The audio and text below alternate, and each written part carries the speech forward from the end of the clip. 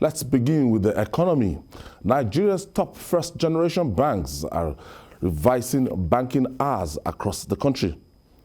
The revised operations hours became necessary as the price of diesel in Nigeria has jumped from 312 naira per litre in January to 800 naira per litre in March. Broadcast stations are similarly reducing transmission hours. Jude, this is a big embarrassment. It's just terrible. It's terrible. Some were buying diesel at 225 naira per litre in January, and now it's about 800, between 750 to 800 naira per litre. It depends on budget.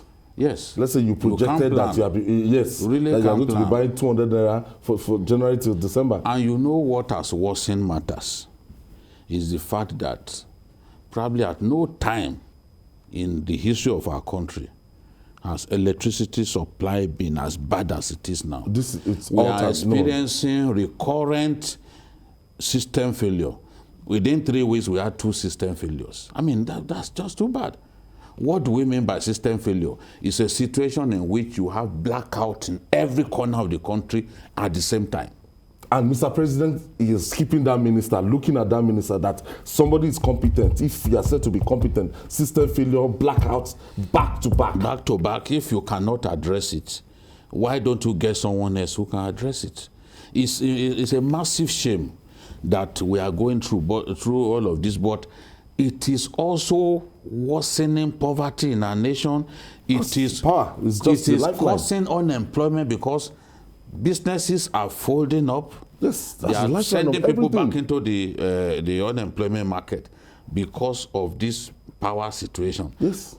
SMEs are the engines of growth, but they need power supply. The person whose business is simply to cut people's hair, how does he cut your hair when he does not have access to power supply?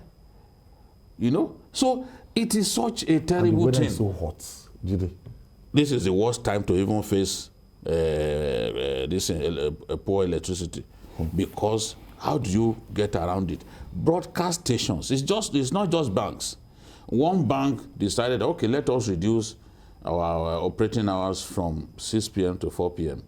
I mean, from 6 p.m. to 4 p.m. just so that they can say, I mean, how many people do you know? For some broadcast stations in our country, do you know that they spend up to 700,000 in a day on diesel alone? Wow. Yes. Because they have to run for 24 hours. How do you do it? Just do the calculation. It depends on the size of your business. So where do you make your money? So if you are running 700,000 on diesel. So where would the money come from?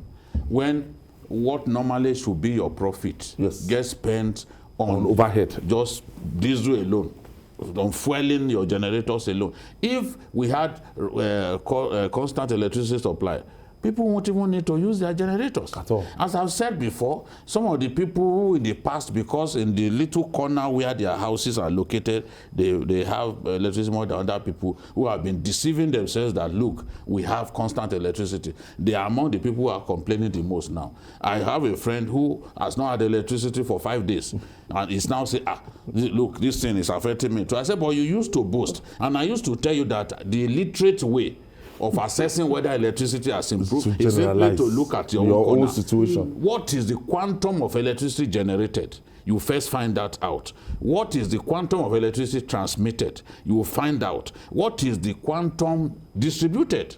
It's a relay. It is when you have done your survey and discovered the extent of electricity, the quantum of electricity distributed, that is when you can know whether there's improvement. If we are doing just 3,500 megawatts on the average, that cannot be progress, that cannot be improvement. When South Africa, that depends largely on coal, is doing on the average 42,000 megawatts a day.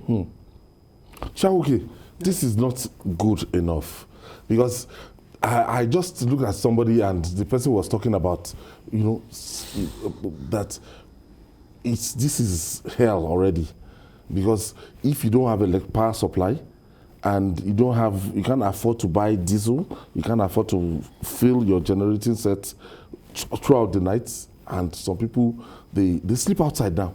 Of course.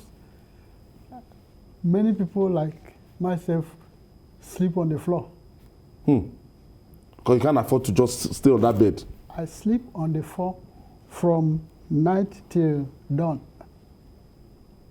to make sure I have a sound sleep. Look, this thing has become a topical issue because a giant in First Bank is now feeling. Yes, First Bank is just, yes. if First Bank is down, the country is down. So if First Bank could feel the pulse of what is happening. They are not the only ones. Yes, I know. Then you can then imagine what is happening in the larger, sector of our economy. Like Jide pointed out, without SMEs, the GDP of any nation cannot grow. This matter speaks to the way we've mismanaged our petroleum economy.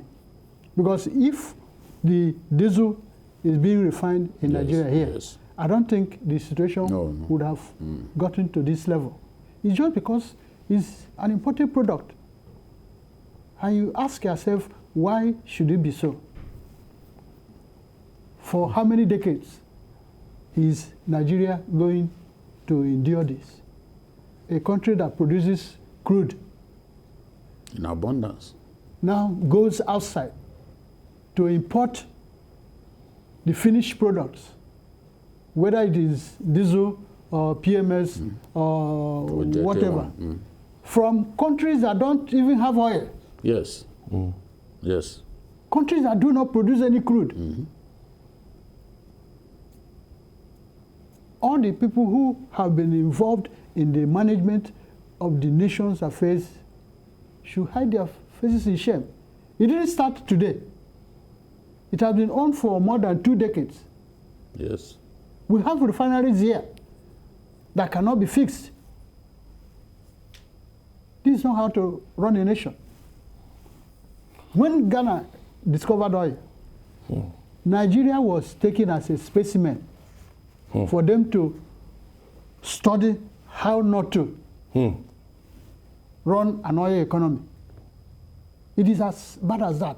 It's like a cost to us. Yes, and we've continued to move along that lane as if nothing is happening. It's a big shame.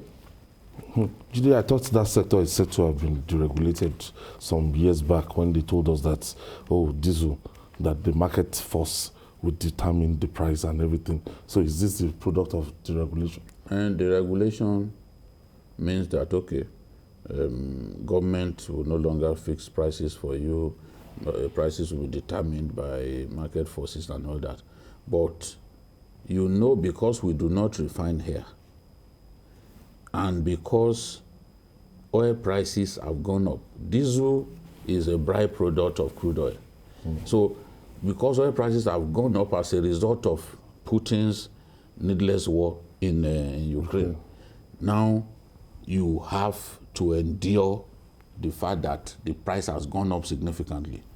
Don't also forget even the value of our currency is a factor, because all of these things are bought in foreign currency denominated. So it is a product of the subsisting global oil prices. If it goes to $600 per liter, we will be in trouble here, because by the time you add landing cost, refining cost, and all that, that's the price of crude will be a lot lower than that of diesel, because you have to pay for the refining, then the landing cost, the cost of freighting it to our country. Once everything is put together, it becomes very high. That's what we are grappling with. Yeah. But if we were refining here, and at a point we were refining here, if we were refining here, there is no way to be that high. All of those aggregated costs will not be there. Like landing cost and the rest will not be there, because you refine here in your country. Yeah. So to not fix our refineries is a massive, massive, massive betrayal of the trust of our people, because now our people are now made to suffer more because successive leadership in our country refuse to do what is right. And for a nation that produces as much crude oil as we are producing, it is unheard of